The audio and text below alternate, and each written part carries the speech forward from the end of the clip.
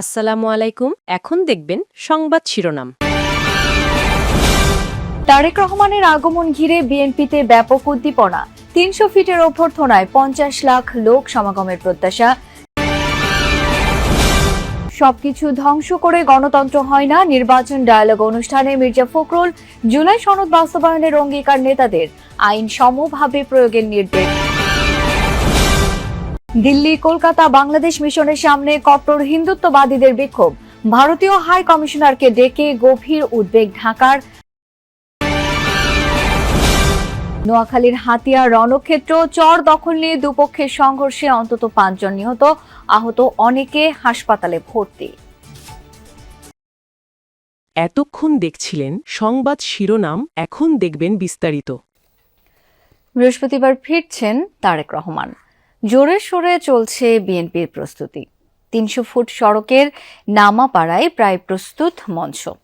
বাকি কাজগুলোও এগুচ্ছে দ্রুত বেগে। দলের প্রত্যাশা, ভারপ্রাপ্ত চেয়ারম্যানের দেশে ফেরার এই উপলক্ষে ঢাকায় জড়ো হবে অর্ধকোটি মানুষ। এরই মধ্যে বিএনপি নেতাকর্মীদের ঢাকায় পৌঁছতে 10টি ট্রেন বরাদ্দ দিয়েছে রেলওয়ে। মঙ্গলবার সকালে ৩০০ ফিট সড়কের মূল মঞ্চের আশেপাশে সেনাবাহিনীর মহড়া, তারেক রহমানের নিরাপত্তা এই সময়ে সবচেয়ে আলোচিত বিষয়। আর সেই নিরাপত্তা নিশ্চিতে আইন শৃঙ্খলা বাহিনীর তোড়জোড়। ঠিক দুপুরবেলায় প্রস্তুতির সব কর্মকাণ্ড দেখতে আসেন বিএনপির সিনিয়র যুগ্ম মহাসচিব রুহুল কবির রিজভী। জানান, দলের ভারপ্রাপ্ত চেয়ারম্যানের নিরাপত্তায় সক্রিয়ভাবে কাজ করছে সবাই। তাকে যে সতর্কতা এবং তার যে নিরাপত্তা, সেটা বিধান করার দায়িত্ব প্রথমত সরকারের, তারপর দল সে বিষয়ে পদক্ষেপ গ্রহণ করছেন, একটার পর একটা তারা সেই প্রস্তুতি নিচ্ছেন। আমি আশা করি সরকারও সেটা নিচ্ছেন, যেটা আমরা এখানে তার কিছু উদাহরণ আমরা এখানে পাচ্ছি, দৃষ্টান্ত আমরা পাচ্ছি। সকাল থেকেই মঞ্চের সামনে মানুষের ভিড়। বেলা যত বেড়েছে ততই বেড়েছে বিএনপি নেতাকর্মীর সংখ্যা। সারা দেশ থেকে কেউ বাসে, কেউ ট্রেনে বা লঞ্চে আগেভাগে এসে পড়ছেন। উদ্দেশ্য একটি, তারেক রহমানকে এক নজর দেখা। আগামীতে বাংলাদেশের পট ভূমিকা চেঞ্জ করা হবে আমাদের নেতা জনাব তারেক রহমানের মাধ্যমে। তার নেতৃত্বে বাংলাদেশের জনগণের পাশে আছি এবং স্বৈরাচার মুক্ত বাংলাদেশ গড়ব। রোদের তেজ যখন কমে আসে, মানুষের ভিড় তখন আরো বাড়ে। একদিন আগেই মঞ্চের আশপাশে নেতাকর্মীদের উপস্থিতি। ব্যাপক প্রস্তুতি। আমরা আশা করছি লক্ষ লক্ষ লোকের সমাগম এখানে হবে। ওনার নেতৃত্বে আমরা নির্বাচন করব। সবকিছু ধ্বংস করে দিয়ে গণতন্ত্র হয় না বলে জানিয়েছেন বিএনপির মহাসচিব মির্জা ফখরুল ইসলাম আলমগীর। বিকেলে চীনমৈত্রী সম্মেলন কেন্দ্রে ডেইলি স্টার আয়োজিত নির্বাচন ডায়ালগ অনুষ্ঠানে একথা বলেন তিনি। বলেন, বিএনপি ক্ষমতায় যেতে পারলে দেশের আইন শৃঙ্খলা পরিস্থিতি, শিক্ষা, স্বাস্থ্য ও খাদ্য নিরাপত্তা নিশ্চিতে অগ্রাধিকার দেবে। এনসিপির আহ্বায়ক নাহিদ ইসলাম অভিযোগ করেন, আওয়ামী লীগের ভোট নেয়ার প্রতিযোগিতা করছে বিএনপি জামায়াত। এ সময় জামায়াতের সহকারী সেক্রেটারি জেনারেল হামিদুর রহমান আজাদ বলেন, জুলাই সনদ বাস্তবায়নে সর্বাত্মক চেষ্টা করা হবে। প্রয়োজন বাস্তবায়নে দ্বিতীয়বার আন্দোলনে নামার কথাও বলেন তিনি। এখন সুযোগ এসছে, আমরা সবাই পরস্পরকে এইভাবে ধ্বংস করার চেষ্টা না করে যদি গণতন্ত্রকে বাঁচানোর চেষ্টা করি, তাহলে আমার মনে হয় আমরা সেখানে কিছুটা সাফল্য অর্জন করতে পারবো। আওয়ামী লীগের ভোট নেওয়ার জন্য কিন্তু রীতিমতো বিএনপি এবং জামাত কম্পিটিশন করছে ভোট নেওয়ার জন্য।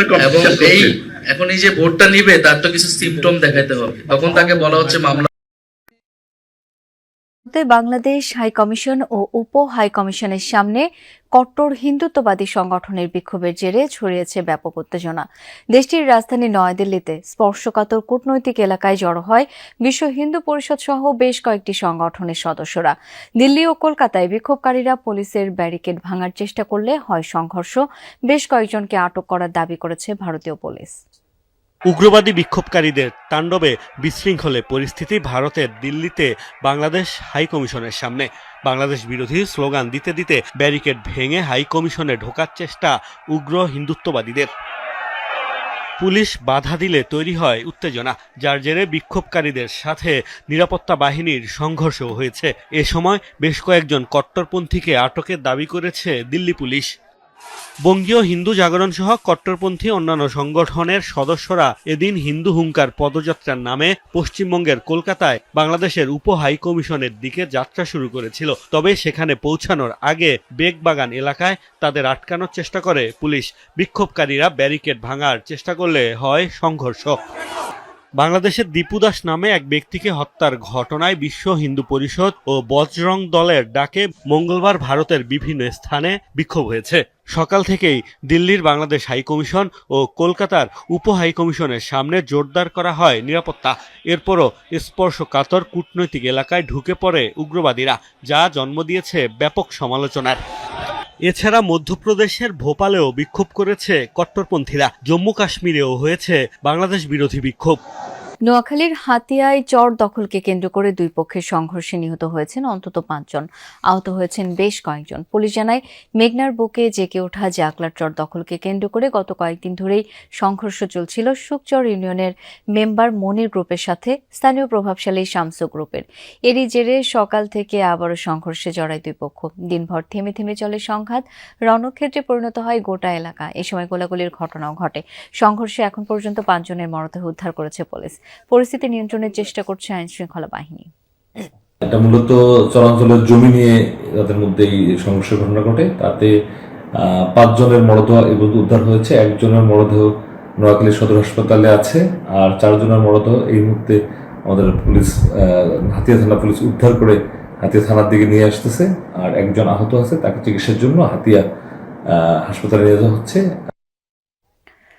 বগুড়ায় অপহরণের 6 ঘন্টা পর ব্যবসায়ীর মরদেহ উদ্ধার করেছে পুলিশ। সোমবার রাতে দুপচাচিয়ার একটি জুতার শোরুম থেকে অপহরণ করা হয় পিন্টু আকন্দ নামের ব্যবসায়ীকে। এরপর পাশের উপজেলা থেকে উদ্ধার করা হয় তার মরদেহ। পুলিশ এই ঘটনায় ব্যবহৃত মাইক্রোবাসের চালক সহ 3 জনকে জিজ্ঞাসাবাদের জন্য আটক করেছে। এখনো জানা যায়নি হত্যার কারণ। বগুড়ার দুপচাচিয়া পৌর এলাকার সি অফিস সড়ক। সোমবার রাত 9টার দিকে জুতার একটি শোরুমের সামনে এসে থামে সাদা রঙের মাইক্রোবাস। মুখ ঢাকা অবস্থায় কয়েকজন শোরুমটিতে ঢুকে স্বত্বাধিকারী পিন্টু আকন্দকে টেনে হিঁচড়ে গাড়িতে তুলে নিয়ে সেই স্থান ত্যাগ করে। জনবহুল এলাকা থেকে অপহরণের ঘটনার সিসি ক্যামেরার ফুটেজ সামাজিক যোগাযোগ মাধ্যমে ছড়িয়ে পড়লে রাতেই তৎপর হয়ে ওঠে পুলিশ। তথ্য প্রযুক্তির সহায়তায় রাত 3টার দিকে পাশের উপজেলা আদমদিঘির কুমারপাড়া এলাকায় আটক করা হয় মাইক্রোবাসটি। গাড়ির ভেতরেই পাওয়া যায় পিন্টুর মরদেহ।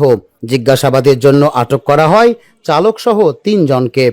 আমরা মাইক্রোবাসের মালিককে শনাক্ত করতে সম্ভব হয় এবং তার সাথে কথা বলে সে সঙ্গে সঙ্গে মাইক্রোবাসটা লক করে দেয় এবং মাইক্রোবাসের লোকেশন আমাদের দেয়। আমরা তাৎক্ষণিক সেখানে যাই। যাওয়ার পরে মাইক্রোবাসকে আমরা পাই এবং মাইক্রোবাসের চালককে পাই এবং মাইক্রোবাসের মধ্যে যাকে নিয়ে গেছে তার লাশটা পাই।